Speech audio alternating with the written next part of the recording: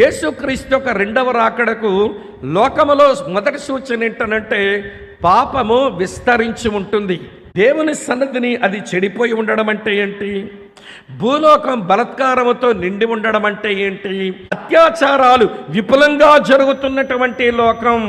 అవ్వ అవ్వ అవ్వ ఎంత ఘోరమైన దుస్థితిని ఇప్పుడు చూస్తున్నామనంటే, వినండి ప్రియులారా, ఒక చిన్న వయసు కలిగిన టీనేజ్ పిల్ల మీద 9 మంది పడి ఆ ఆడపిల్లని చెరిచినారు అంటే వీళ్ళు మనుషులా రాక్షసులా అని అనుకోవలసి వస్తుంది.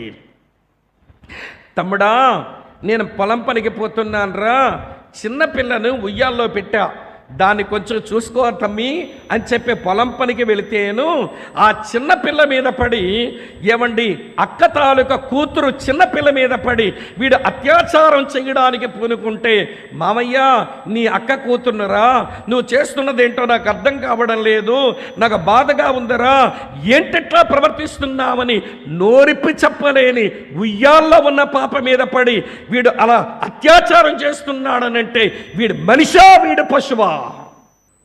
ఇది ఇప్పటి కాల పరిస్థితి.